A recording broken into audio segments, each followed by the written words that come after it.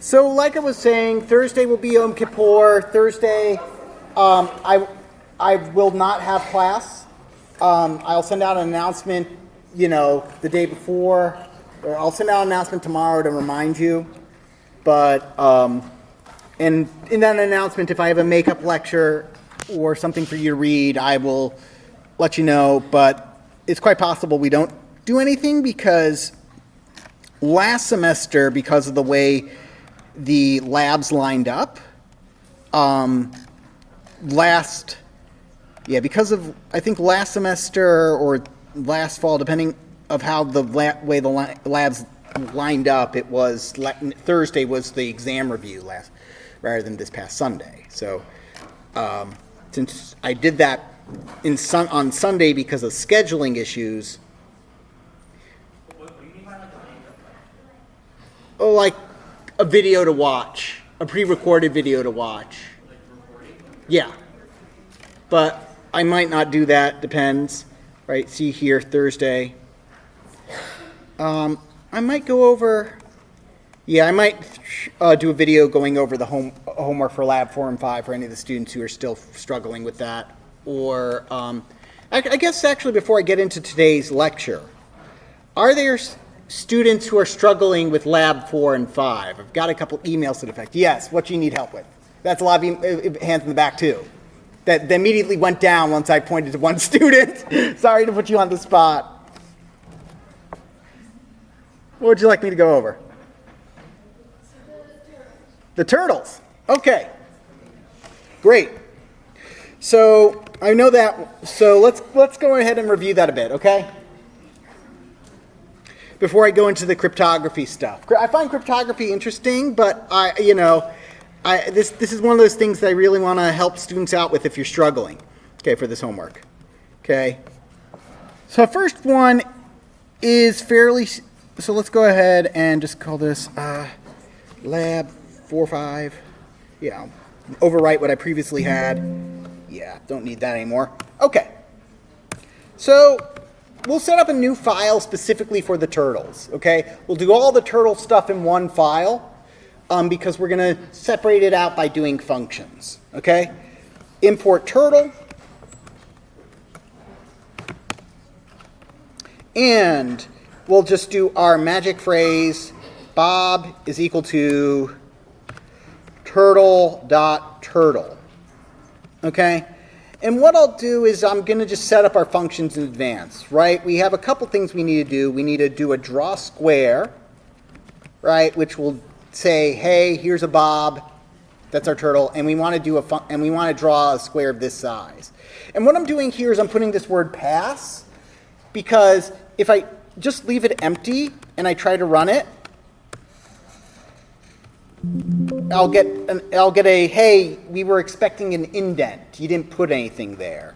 I mean, I could put something there like Bob, but doesn't really make sense, right? It doesn't really make sense. What pass essentially is, it's the same thing as if writing a big fat to-do over here. Make sense? Pass is basically saying, hey, just skip over this. I'll come back later. So pass, you don't really ever want to see that in your code, except while we're getting setting things up.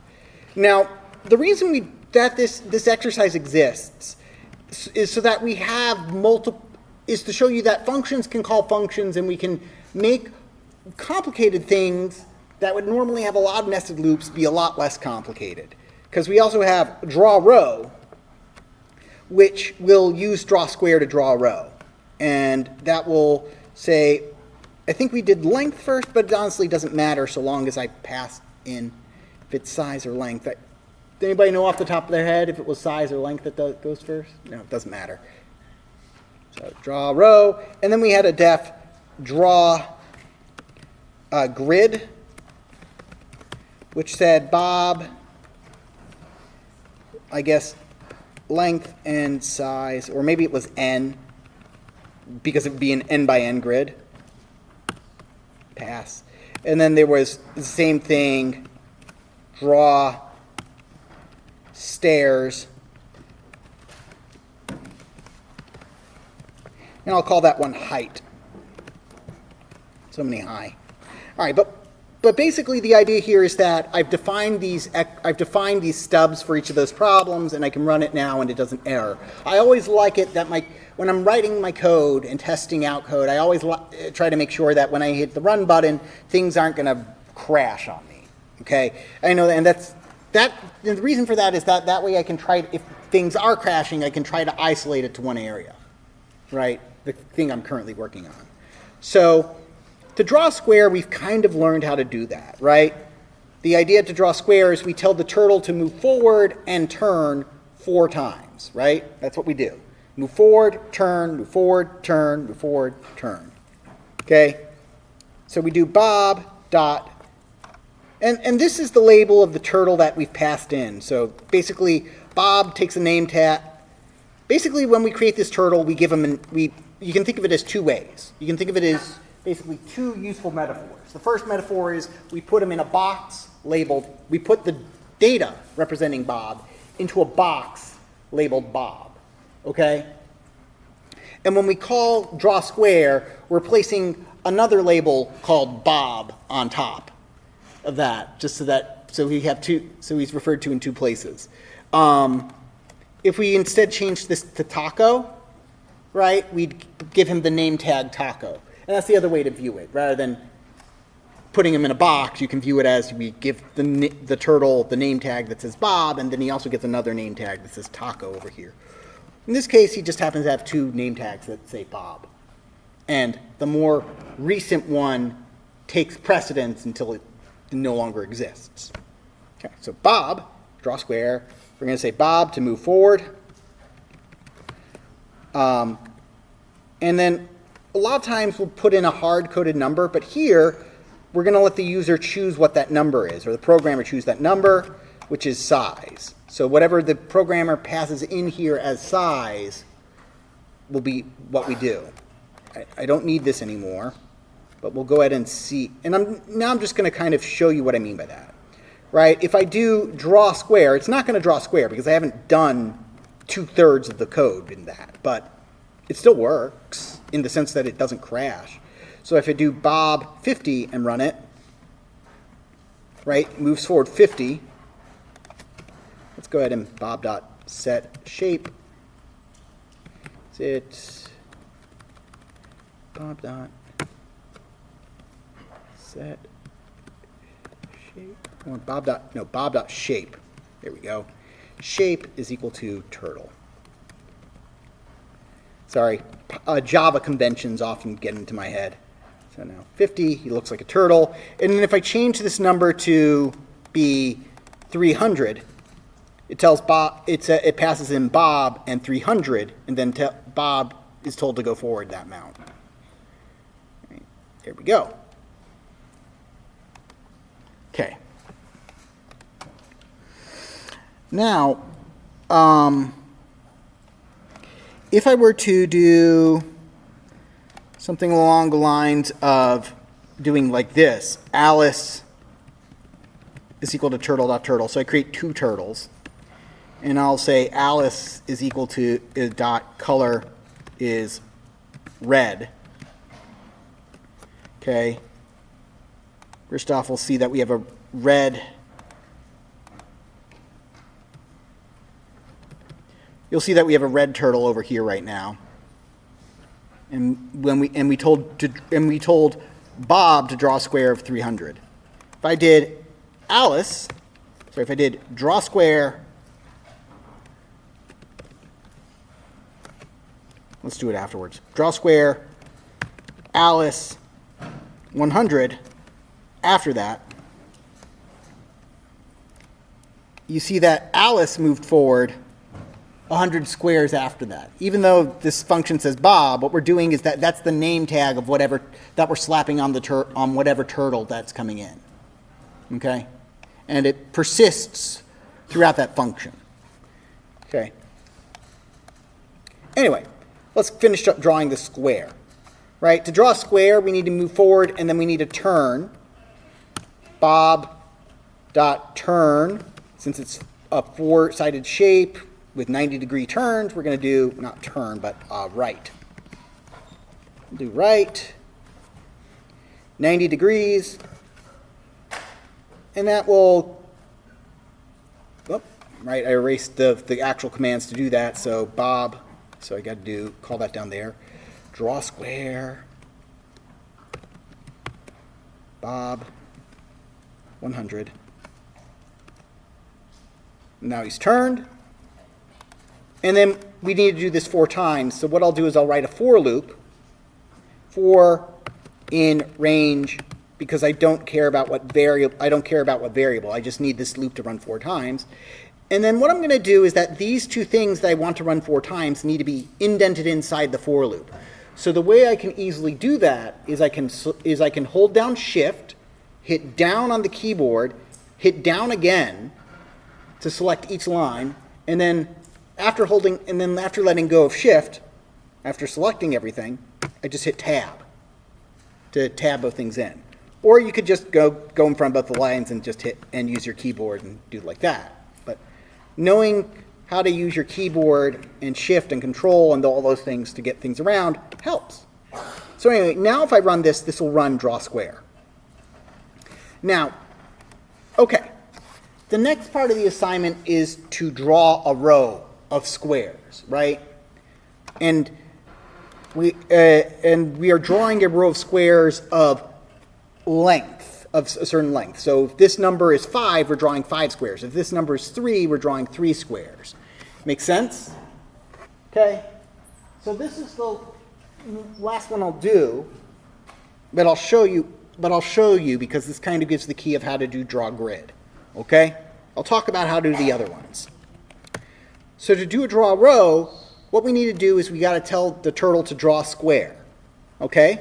Well, first things first. I need to get this turtle, if say that I want to do draw, let's go ahead and comment this out, and I love being able to do that. That just turns off my code, that command. Draw row, Bob, let's do 5 and size 100, right? So how do I do that? Well, we need to draw 5 squares.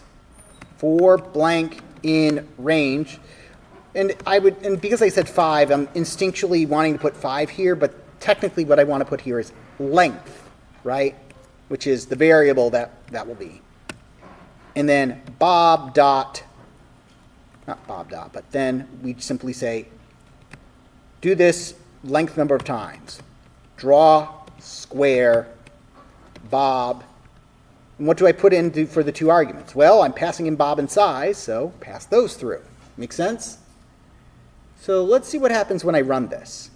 Okay? Just because even though it's not complete yet, it's still useful to run it, even if it's not fully completed, because we can see where we are. Draw square. Square 2, square 3, square 4, square 5 down. We drew 5 squares. Make sense to everybody? We drew 5 squares. They just happen to be all on top of each other, right? Now, if I want to draw row, what needs to change in between each of the squares? What needs to change is that I need to get Bob, when he's done with the first square, he needs to be over here. So we can draw a square over here. And then when he's done with the second square, he needs to be over here. So after I draw every square, I should have him move forward a bit. Make sense? Does everybody see how we're getting to this answer? We have him move forward a bit.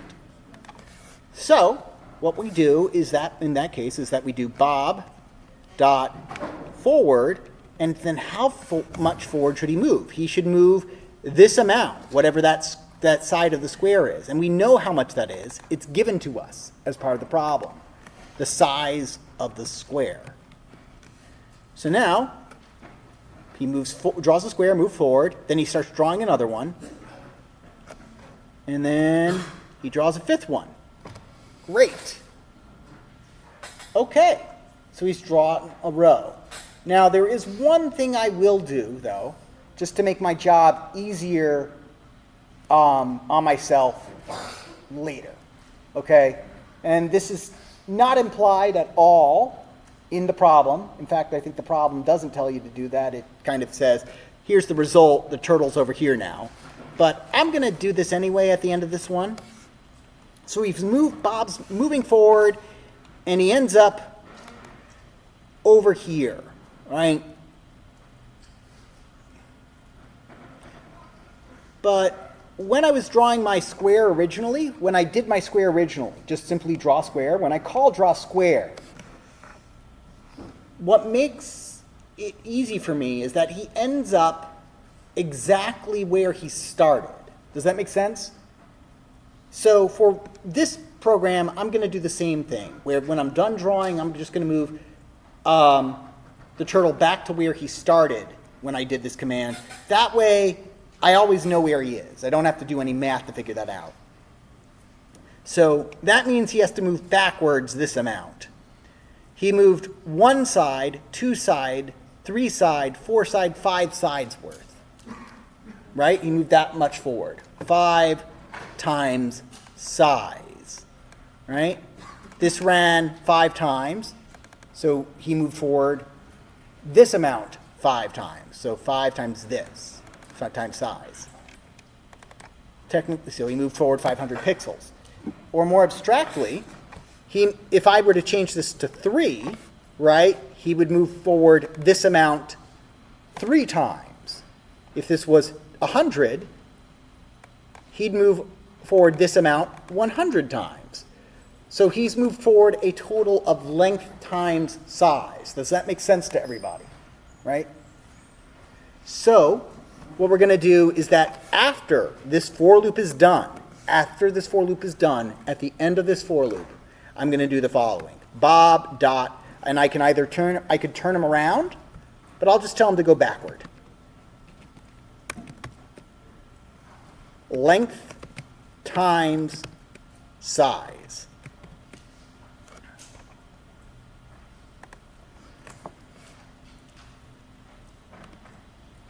So we'll see that now Bob draws the row, which was 3 long. We changed I changed it from 5 to 3. And then he moved backwards 3. Let's go ahead and change this up again. Let's go ahead and turn this into 8, and I'm going to make the circle, these a bit smaller, 30. So there we go. So he's going to move forward 8 of those 30, size 30 squares, and then he'll move backwards and get back to the starting position. Now, why do I want to do this?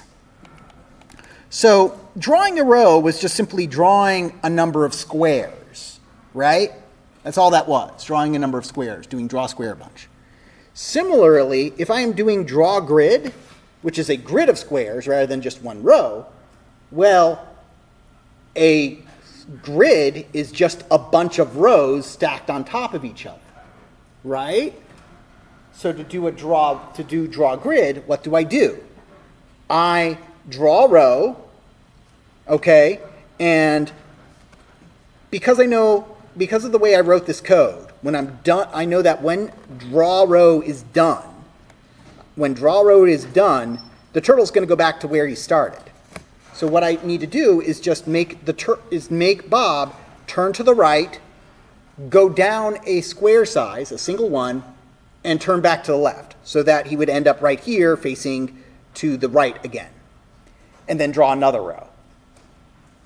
And I just do that n number of times for an n by n square. Make sense? So to draw an n by n grid, you call drawing a row of size n times. Make sense? So it's just another for loop. This time we're just simply calling draw row, and rather than moving forward, we tell him to turn to the right and then move forward and then turn to the left, so that he can move down and then be ready to draw the next row. That's how you draw a grid. Make sense? It's just calling a bunch of draw row. Now you might think with the way that this is doing, where we wrote draw square, then we wrote draw row, which calls draw square, and then we wrote draw grid, which calls draw row, right? Since they all call each other, you might think draw stairs calls draw grid, but that's not what we're going for here. What draw stairs is a remix of draw grid. When we are drawing when we are drawing a stair, right, just to kind of do it in ASCII for a second, okay, right, when we're drawing a grid, if we're drawing it of size 5, it ends up being like this. Right, and here I've been operating under the assumption you have actually read the homework. So each row is the same length. Drawing a stair of size 5, a height of size 5, is also drawing rows. It's just that the row differs every level. So for the first row, we draw one square represented by an X. So first row, we draw a square, then then a row of size 2, then a row of length 3, then a row of length 4, then a row of length 5. Does that make sense? We just simply draw a bigger and bigger row. Make sense? So the difference is for draw grid, draw square, for draw square, draw grid, and draw row, for blank in range, we use that blank. Draw grid's exactly the same as draw square. Draw stairs is exactly the same as draw grid. The only difference is that we will be using this variable to vary the amount of squares that a row has. Make sense? So you will use the code you have written, copy the code from draw grid, put it into draw stairs, and then reuse that and change it up just a bit to get the draw stairs. Make sense? Okay. The other one, the super spiral, we've done the draw shape. We've done 3.1, let's call it, the part where we say, hey, give me a shape of this size. The other one is just essentially doing that draw shape. You just it's just a combination of that plus essentially the clock assignment from assignment 3, where you're just simply rotating around a bunch of times. Okay. So did that help you? All right. Again, this is part of the reason I have the class set up this way, with a lot of the material meant to be watched or read on your own, and we'd come in and do a lot of exercises, because I have no issues taking time away from the exercises to go over homeworks, which will be more relevant as we continue with our lectures. I will say that next week, okay, next week will be the file reading lecture.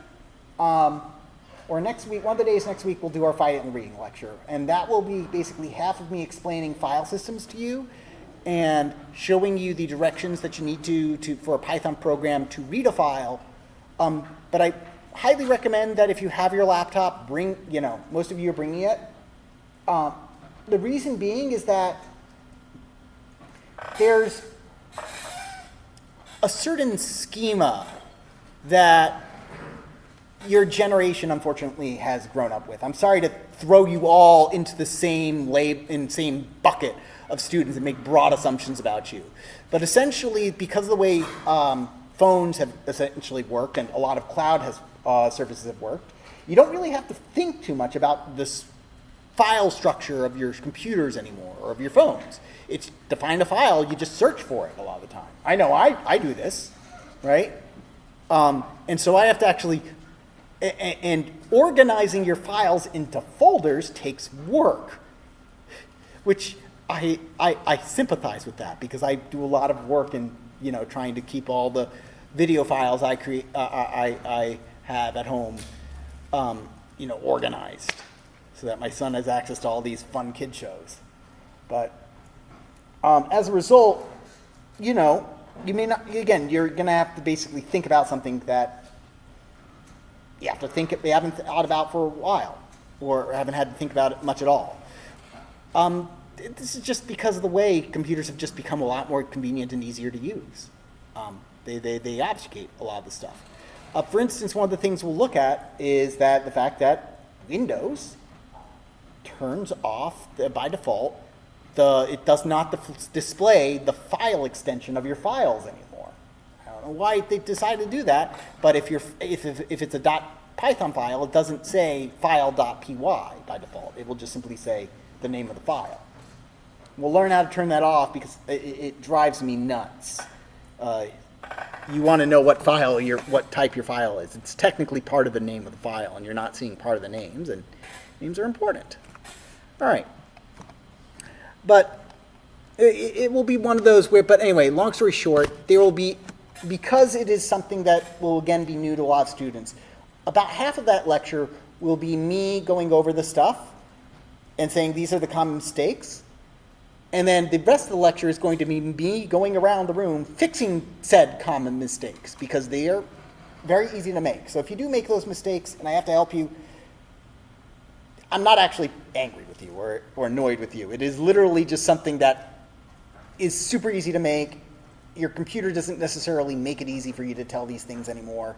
So I will be around to help you and make sure that you learn how to read a file, okay? Because that's necessary for assignment 7. Right now you've got to worry about assignment 6. But before that, we are going to go over today's a bit of history of computer science, a bit of a fun exercise, I think, which is cryptography. Okay, so we're going to focus on cryptography. So go to the textbook. You can find it again, like we always do, on Runestone by clicking on the link, or by going to Runestone and going and scrolling down.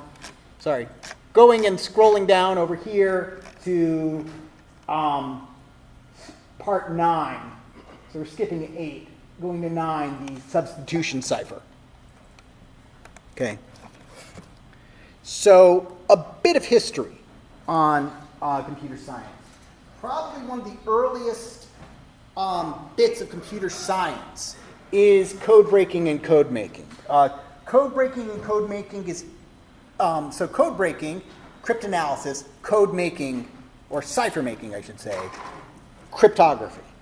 In this field of cryptography and cryptanalysis, we call messages that have been that have been obfuscated, made hard to read, ciphers. There's a distinction between there's a technical distinction between a cipher and a code.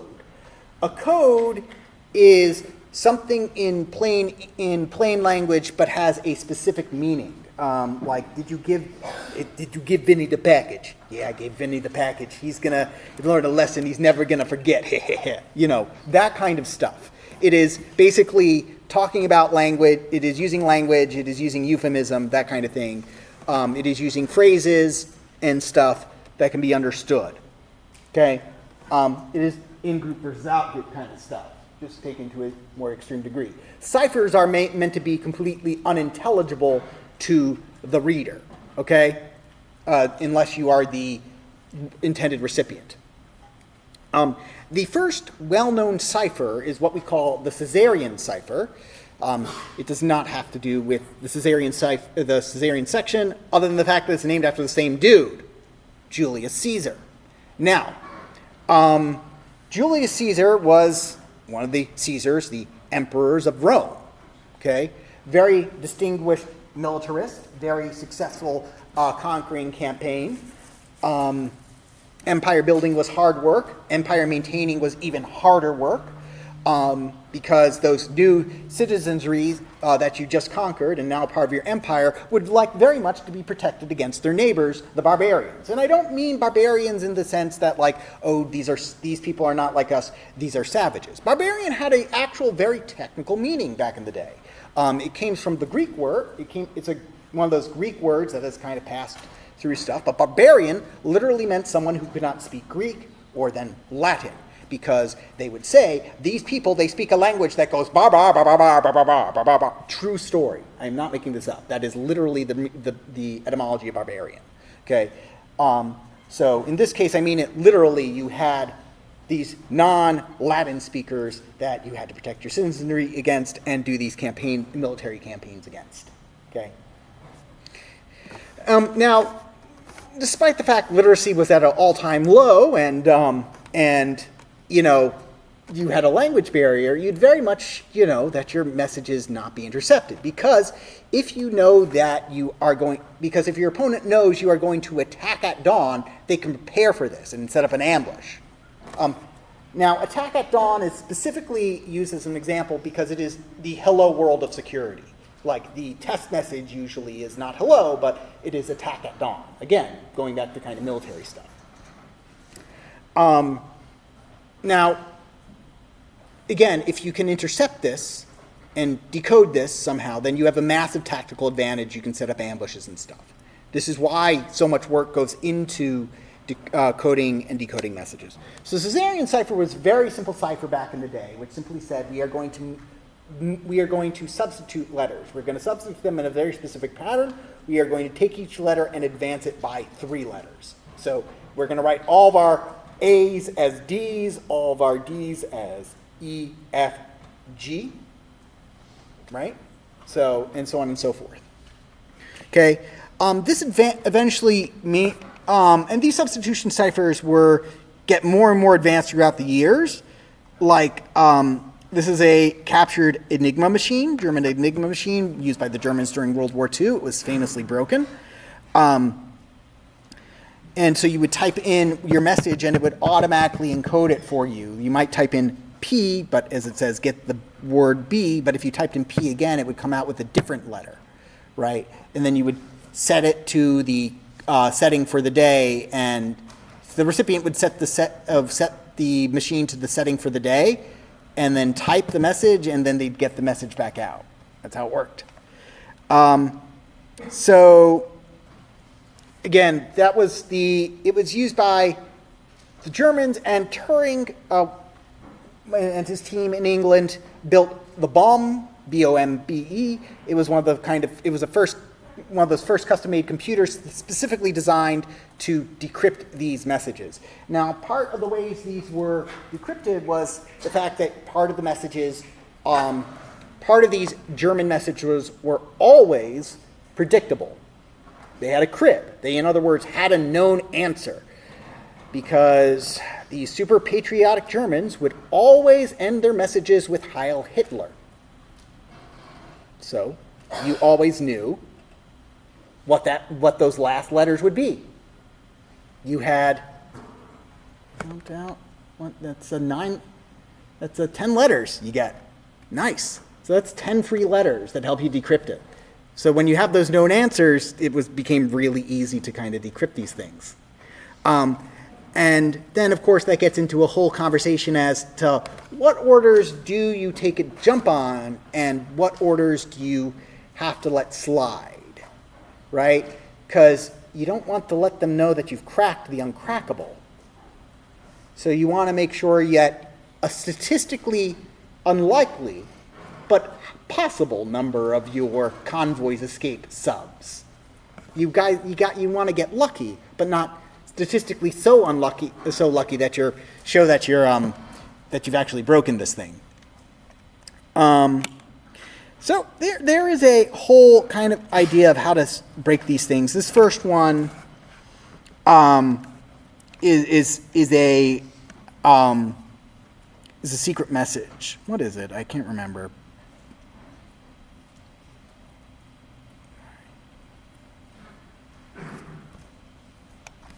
I remember part of it. Now, the Enigma machine used, as I mentioned, a much more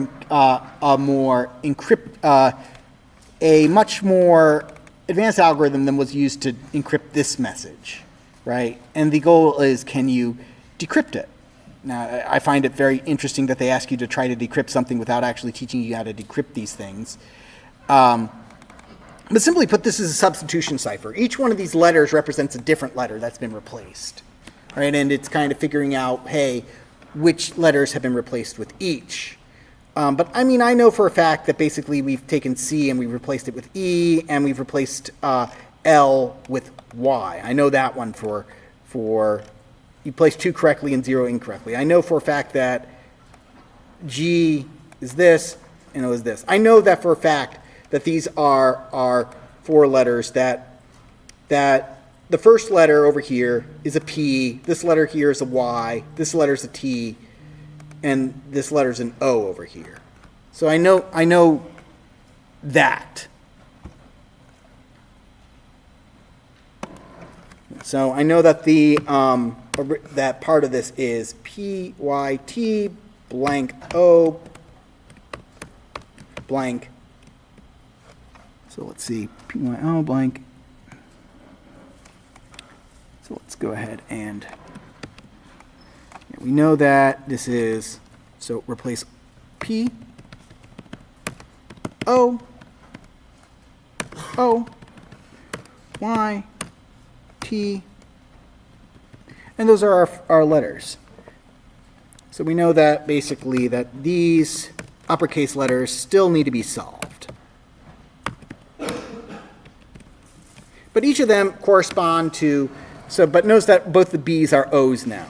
So any guesses as what to that U might be? Yes? Yep, Python rocks. Cribs, when you were working off a known word, it makes things easier.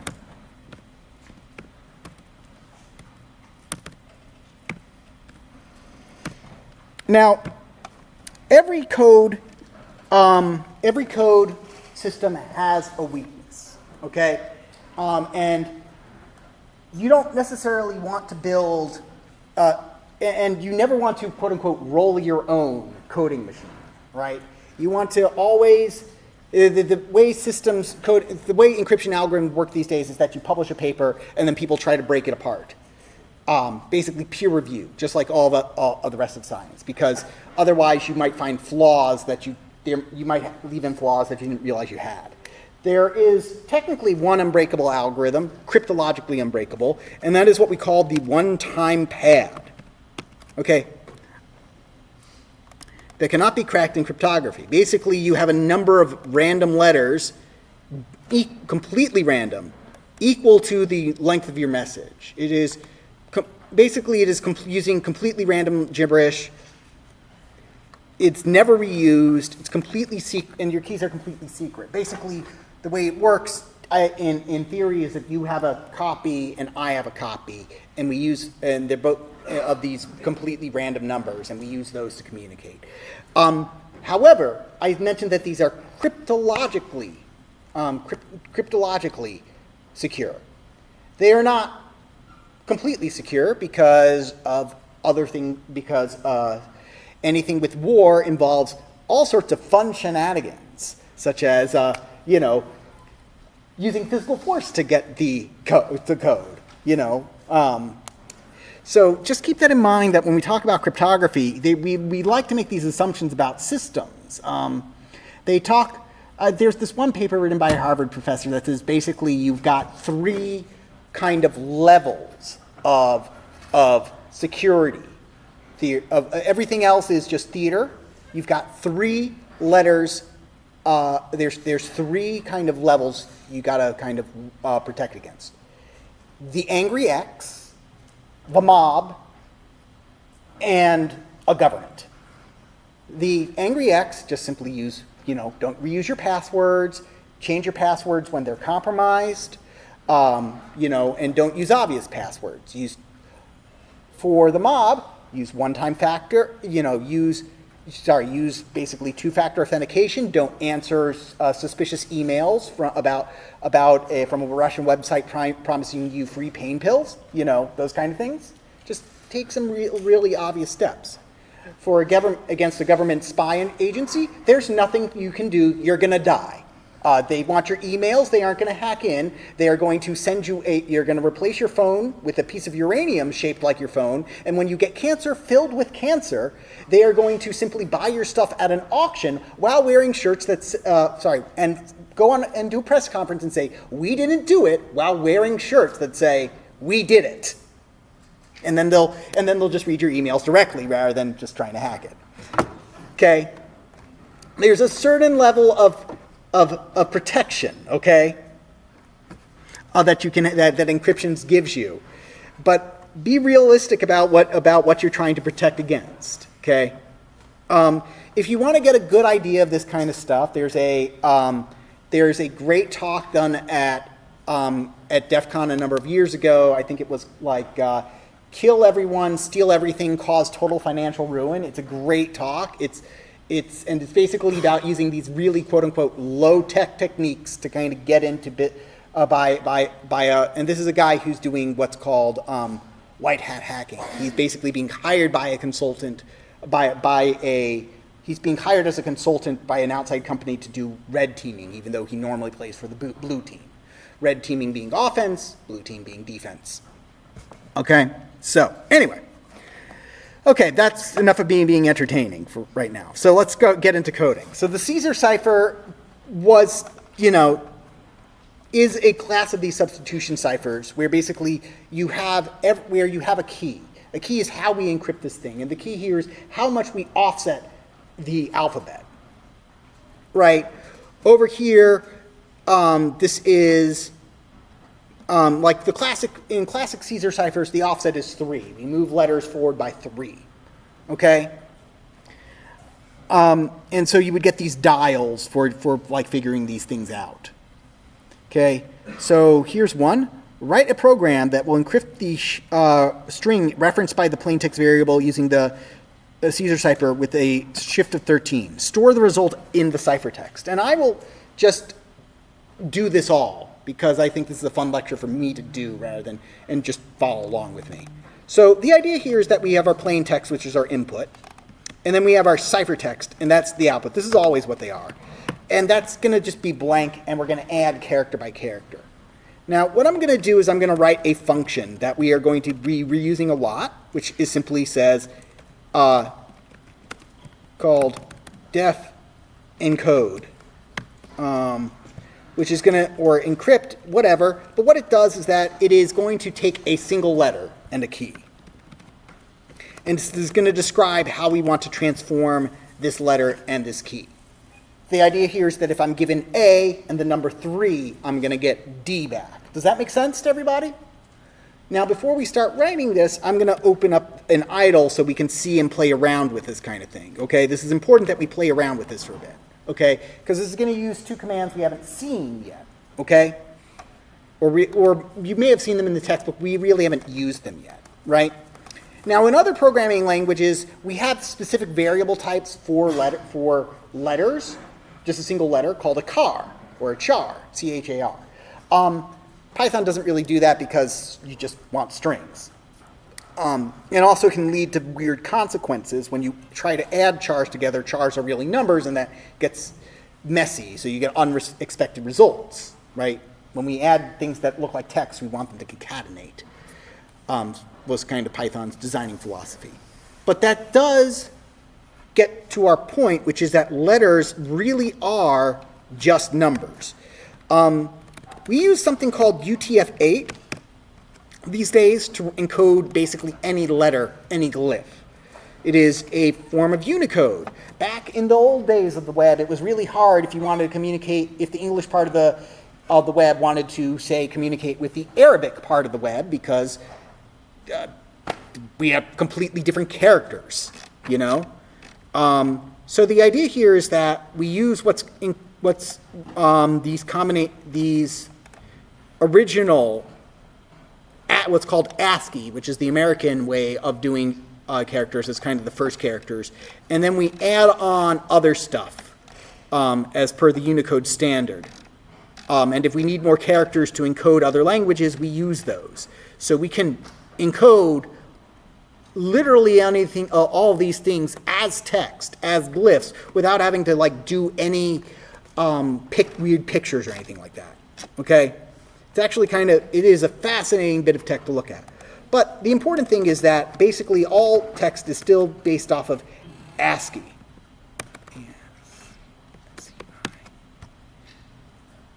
CII. I always forget which letter is done. American Standard Code for Information Exchange. And basically it says, this is, again, back when Telegraph Day was. So let's go ahead and just there's a better table over here. So every character, and these are basically synchronization command stuff, every printable character has a numerical value. So over here you see the pound sign, the hashtag sign is 35 in decimal. And here is the binary value, the hexadecimal value. And most importantly, lowercase a has a value of 97. Okay? And we can see this using a command called ORD. which command stands for ordinal. It's a weird command, but what it says is it returns the Unicode character point for one character string, and we see that A's value is 97, like I said. And we have a reverse function for that, which is CHR, which says, given a number, give me the character that is that number. So if I do 98, to no one's surprise, that's going to give me B, because that's one more than 97. Make sense? Why that? Okay. And again, this works, and notice it said Unicode. This works for all languages.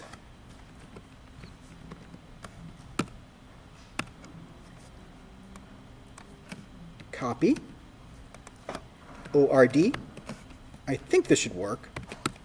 I do not actually know Sanskrit. Oh, wait. Oh, right, because I did not. What mistake did I make? Yeah, exactly. Still, it's just because it's in another language doesn't mean I get to ignore the rules about it being a string. Okay. Oh, it gave me a string of length 2. Technically, that's 2 characters. Again, I don't know Sanskrit, so. Whoops. Right there. Oh, okay. And so this character translates to 2340. That is letter 2340 in Unicode. So it works for basically every language, any bit of copy-pastable text, okay?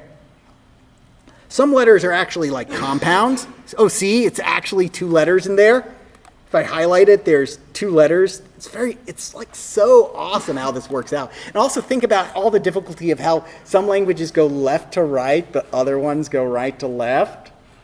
Oh my. Yeah, text is a mess. It's a mess. So just be glad we're going to be working with English here. Anyway, so if I want to take a letter, okay, the idea here is if I want to take a letter over here and get the letter that's 3 after it.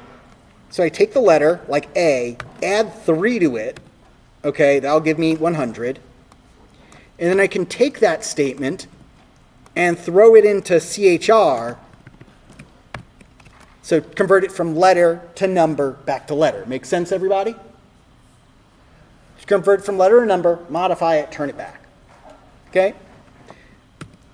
And we're going to break it up into steps. Okay? You can tell I really like this particular one. So we're going to take this letter, right? What we're going to do is we are going to turn it into a number. It's a numerical value.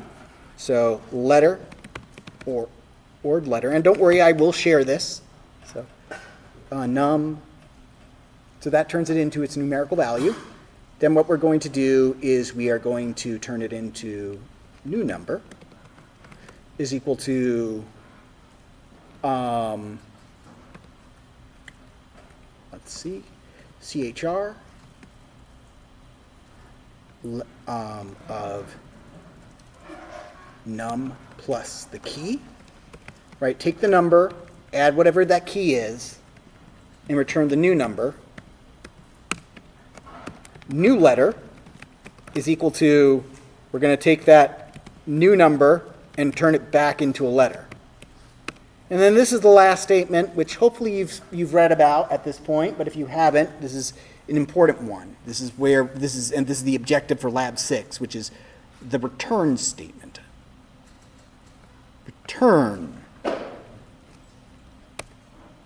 Return new letter. Now, what the encode, so we're going to do encode, 1 second, there we go. Encode A, comma, 3. So now if I run this, it's not going to do anything. It's not going to print out anything. Instead, what this does is that when I have a return statement, it doesn't print out something. Reprinting is useful for the user. What returning does, it says, this is a function and it's giving you just how this gives it information passed into it, a return passes information back out of the function so it can be used somewhere else in the code. So here, this statement gets replaced with whatever the return was. So I can just simply say, this is our answer.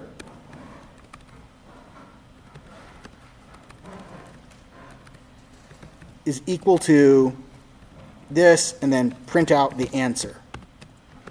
I can always just put a print statement around the encode, but I wanted to split it up into lines to make it readable.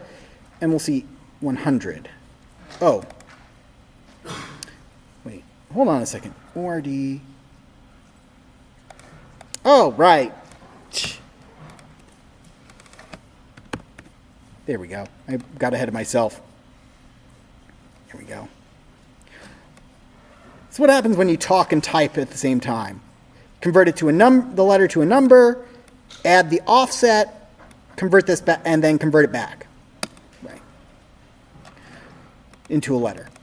So D, if I do F, 3 letters after that is I, and so on and so forth. Make sense? Now, there's just one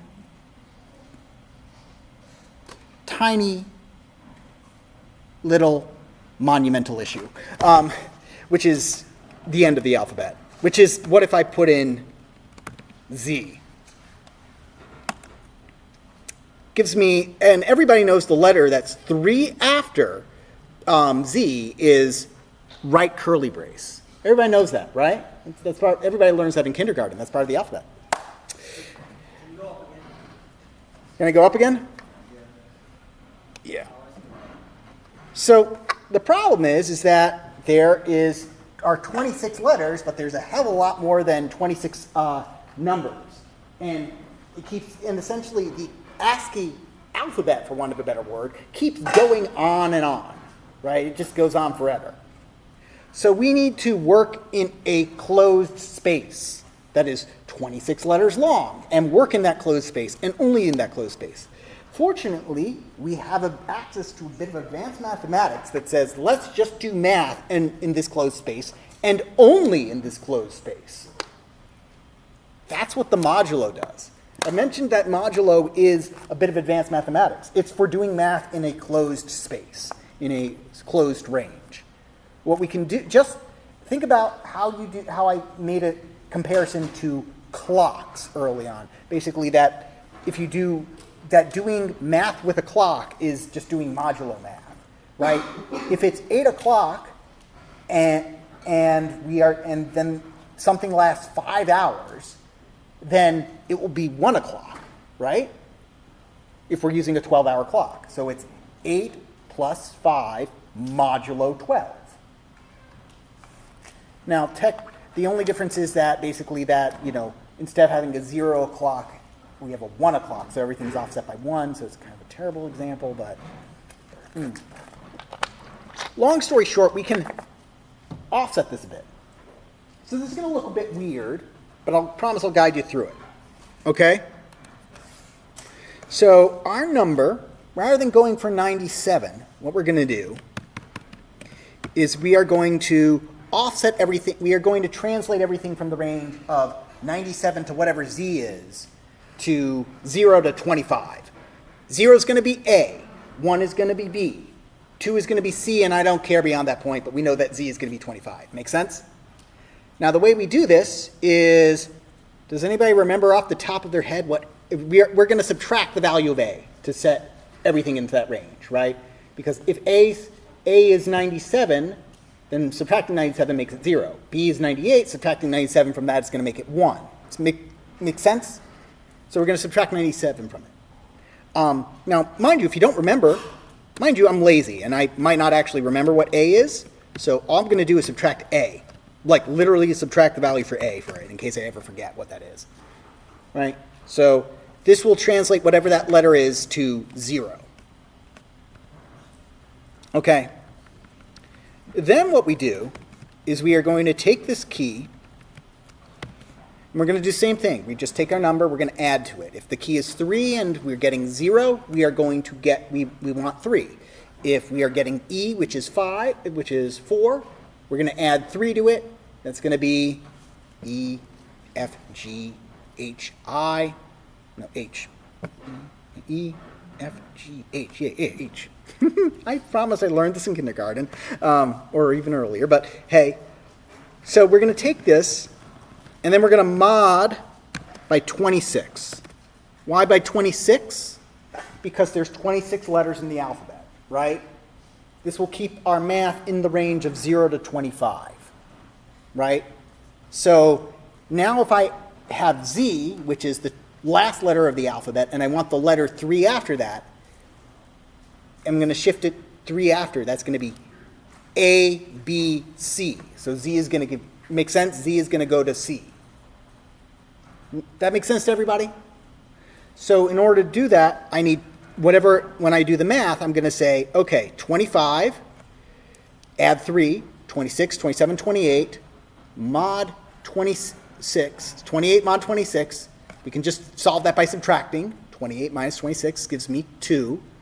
0 is A, 1 is B, C is 2. Okay?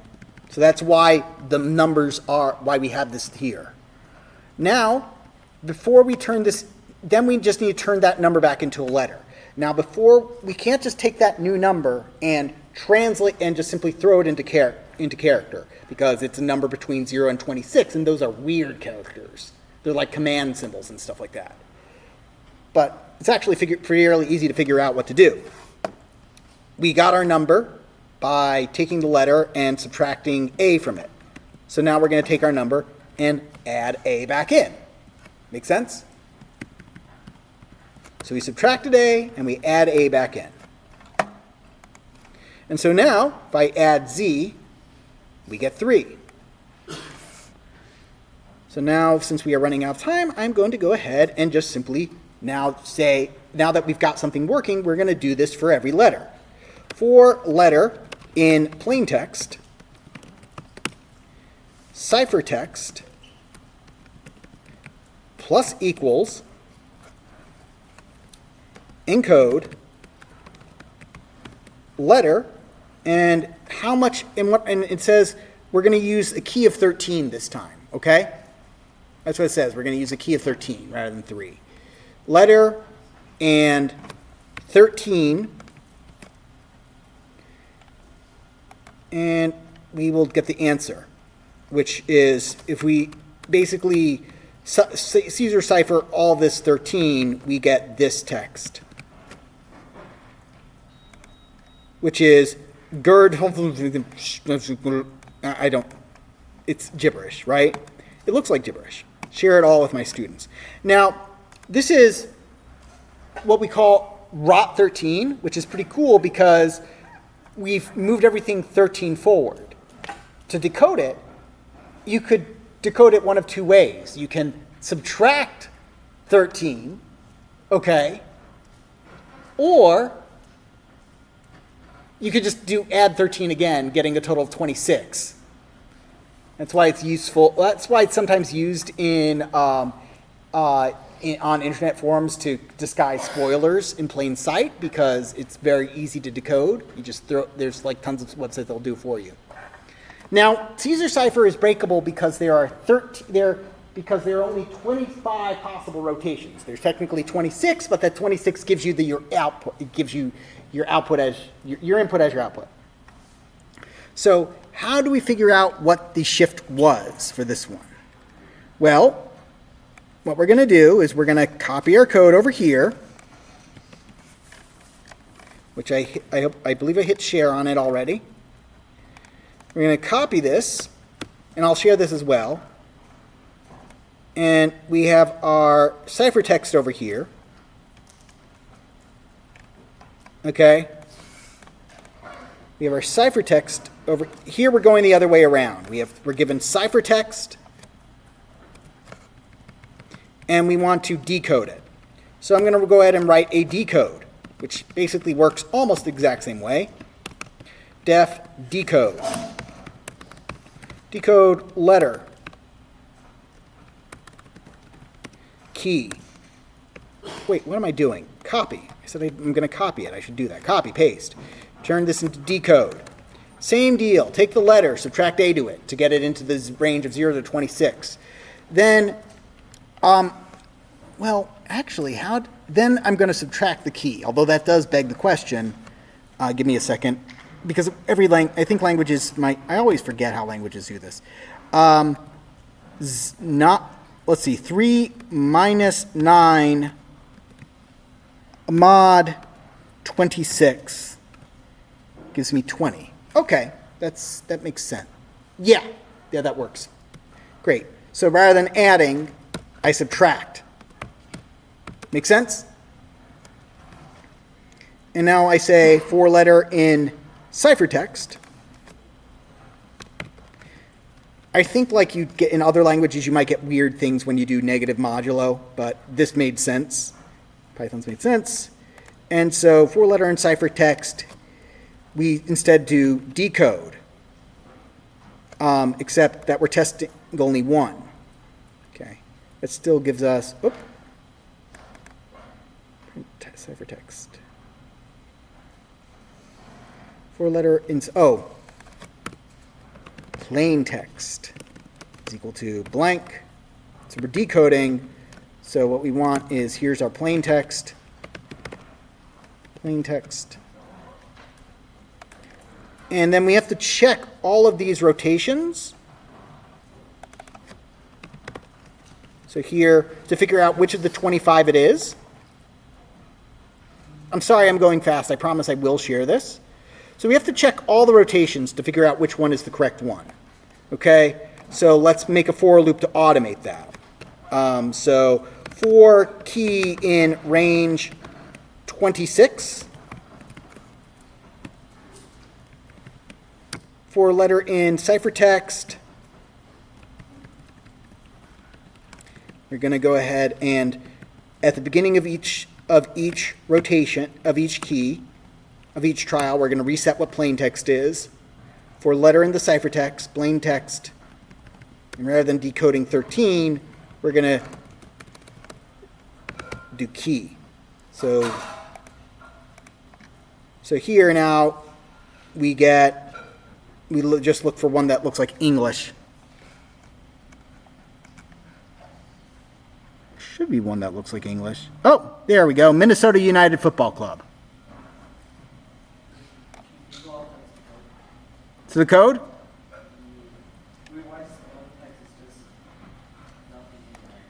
Just reset it. To reset it to being an empty string, and then we add the letters to it, and then we print it, and then for the next key we reset it to blank. If I didn't do that and just have this outside, it would be it wouldn't reset, so we would just simply get a longer and longer message. See? So so what we do is we reset the plain text every time we try a different key. Okay? So we should probably print out. So we'll print out the plain text and the key that we used for it. Okay. Hopefully they did it the same way I did. Otherwise, it's going to get very awkward very quick. 17 was the original one. Was 17? Yes. Okay. Great. All right.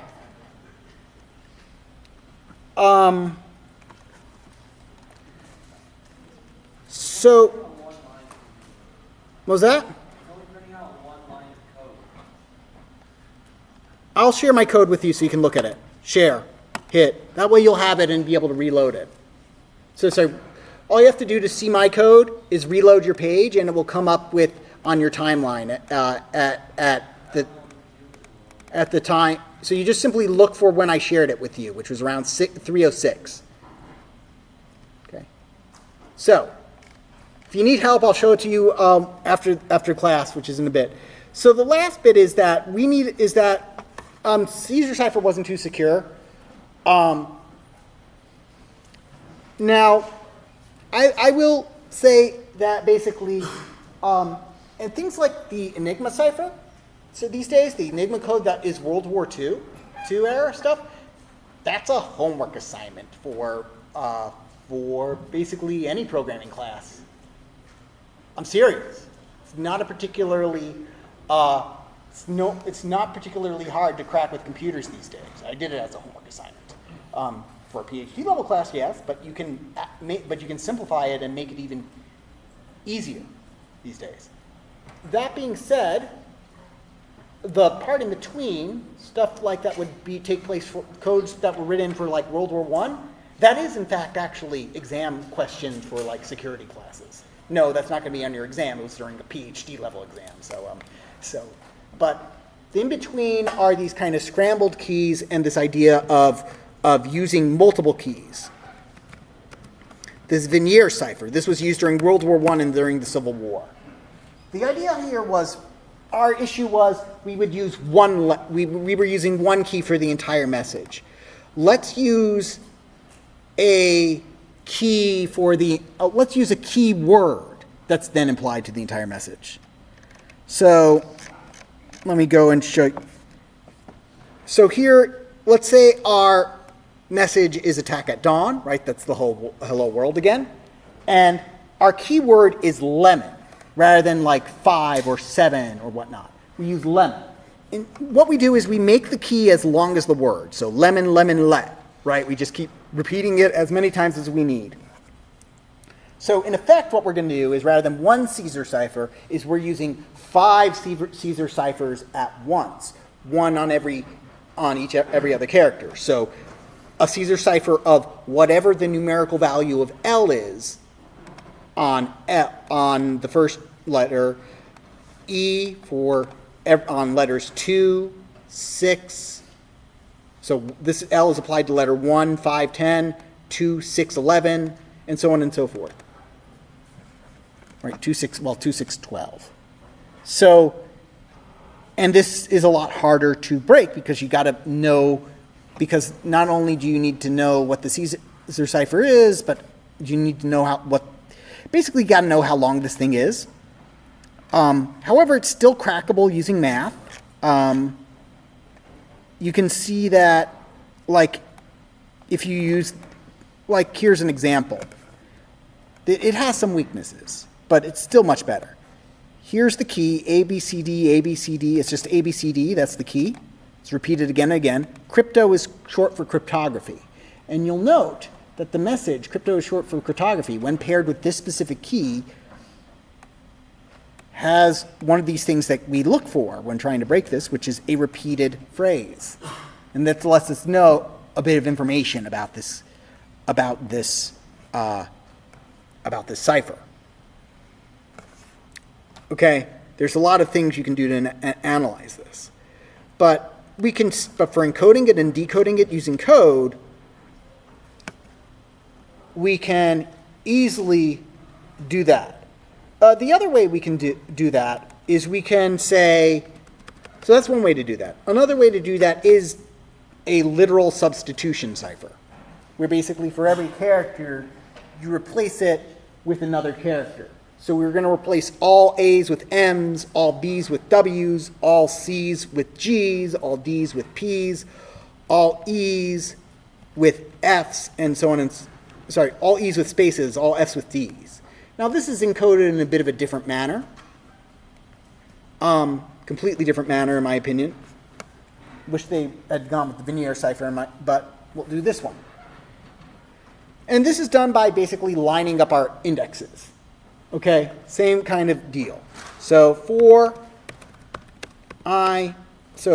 letter in plain text.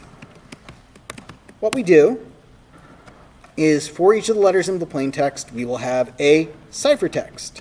Is it still ciphertext? Yes. Storing encrypted message in the variable ciphertext. So if we want to basically swap out letters for each other, I just kind of lined them up here for visual purposes, but they do line up at the same index, and that's what we're going to do. 4 letter in plain text. So completely different than the Vignere cipher, which is where I preferred they would go with this, but what we'll do is we will say index, so alphabet, so index is equal to alphabet dot index. Then this will tell me where it is. I could just do the math though.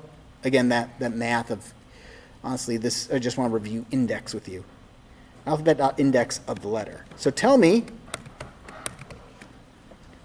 where in the alphabet, in this string, this letter ended up. Then I will grab,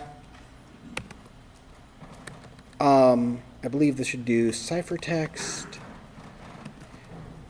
dot plus equal, not dot, but something like equal, ciphertext dot equal key at that index.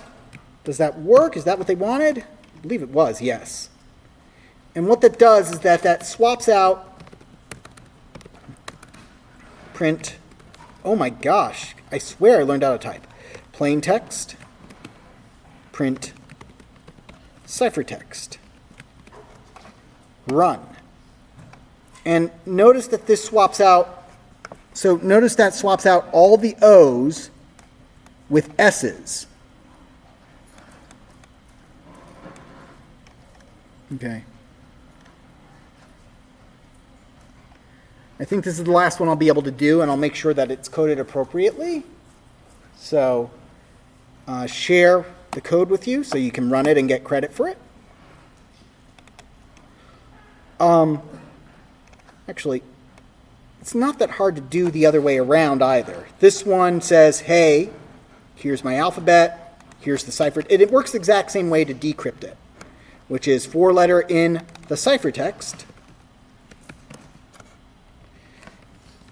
You look at where the key is to get that index, and then alphabet. And basically, I say it looks the exact same way, but I mean like in reverse.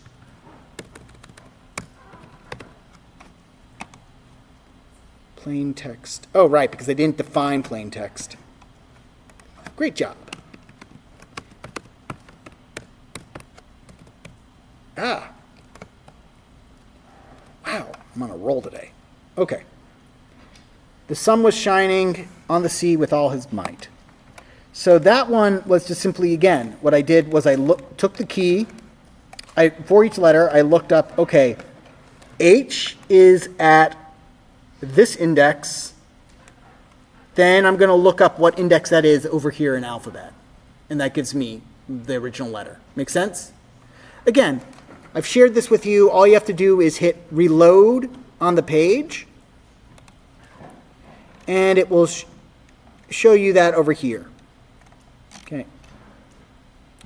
So, now this technique, like the veneer cipher, has its own weaknesses, but key to both of them is linguistic frequency.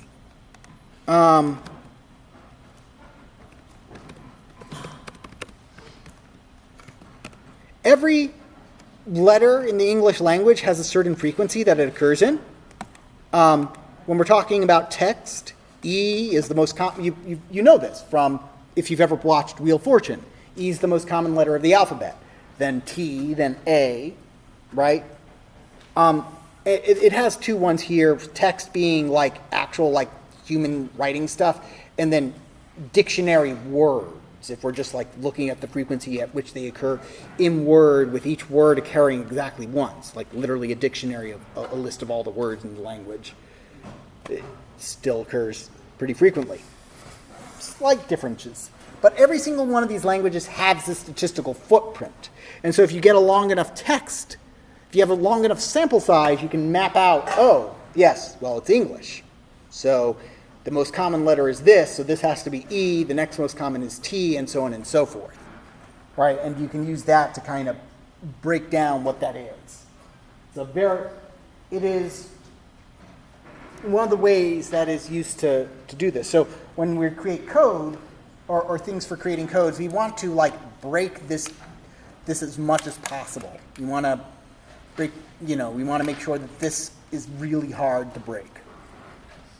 Or we want to make it hard to see that it is English. We want to basically obfuscate the original language as much as possible. I hope you enjoyed this lecture. I know it was a bit fast, but like it's just one of those chances I have to give you a glimpse into these areas of computer science that you might not otherwise have. Security is a lot of fun, and it's always on the market, shall we say.